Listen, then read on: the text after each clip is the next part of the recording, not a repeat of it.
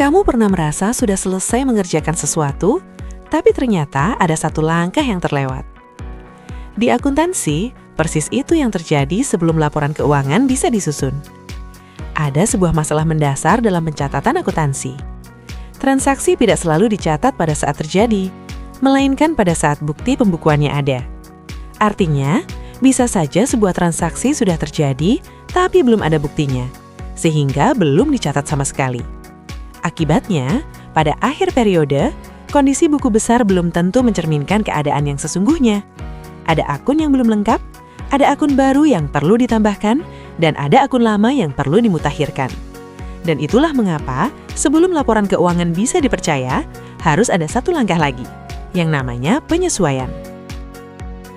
Dari penyesuaian tadi, ada satu hal yang belum terjawab.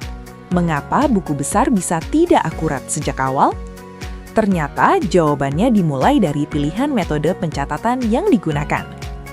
Bayangkan kamu jualan online. Ada dua cara mencatat untungmu. Pertama, kamu anggap untung hanya kalau uangnya sudah masuk ke rekening. Kedua, kamu anggap untung begitu barang dikirim, meski uangnya belum masuk. Dua cara ini punya nama resmi di akuntansi. Yang pertama disebut asas kas atau cash basis, catat hanya saat uang benar-benar berpindah. Yang kedua disebut asas waktu atau accrual basis, catat saat transaksi terjadi, terlepas dari kapan uangnya masuk atau keluar. Dua metode ini bukan sekadar pilihan gaya.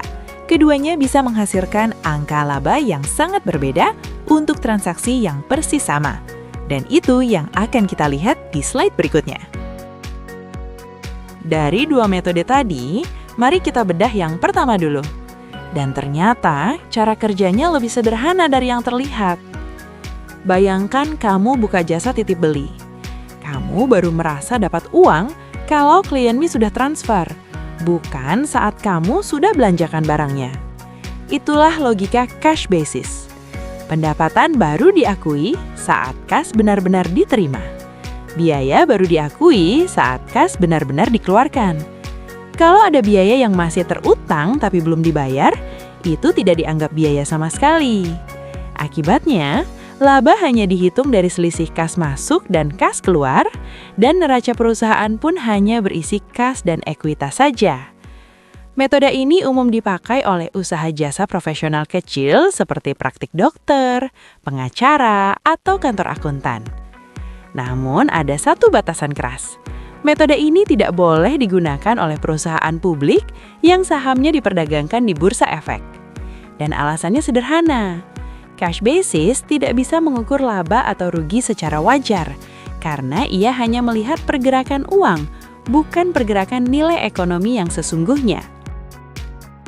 Dari keterbatasan cash basis tadi, muncul pertanyaan, lalu metode mana yang benar-benar bisa mengukur laba secara wajar? Disinilah accrual basis masuk sebagai jawabannya. Bayangkan, kamu mengerjakan tugas kelompok. Kamu sudah kerja keras selama seminggu, tapi nilainya baru keluar bulan depan. Apakah kerja kerasmu minggu ini tidak dianggap? Tentu tidak. Itulah logika accrual basis. Pendapatan diakui bukan saat uangnya masuk, tapi saat pekerjaannya sudah dilakukan, saat nilai ekonominya sudah diperoleh. Biaya pun diakui saat jasa atau sumber daya itu digunakan, bukan saat dibayar. Ada satu prinsip kunci di sini yang disebut matching principle. Setiap pendapatan dalam satu periode harus dipadankan dengan biaya yang menghasilkannya di periode yang sama. Konsekuensinya unik. Perusahaan bisa saja membukukan laba, tapi kasnya justru berkurang. Atau sebaliknya, rugi di atas kertas tapi kasnya bertambah. Hampir seluruh negara di dunia menerapkan metode ini. Dan itulah mengapa accrual basis dianggap lebih adil. Karena ia mengukur laba berdasarkan aktivitas ekonomi yang nyata, bukan sekedar uang yang berpindah tangan. Dari prinsip accrual tadi, sekarang pertanyaannya bergeser. Seberapa besar perbedaan yang bisa ditimbulkan antara dua metode ini? Kasus usaha jasa pertamanan Permai ini akan menjawabnya dengan angka yang cukup mengejutkan. Permai mengerjakan dekorasi taman balai kota. Seluruh pekerjaan selesai di bulan Agustus. Biaya tenaga kerja sebesar Rp1.100.000 dibayar tunai pada 31 Agustus. Pembayaran dari klien datang 2 tahap, Rp1.200.000 di bulan Agustus, lalu Rp800.000 di bulan September. Sekarang, lihat apa yang terjadi.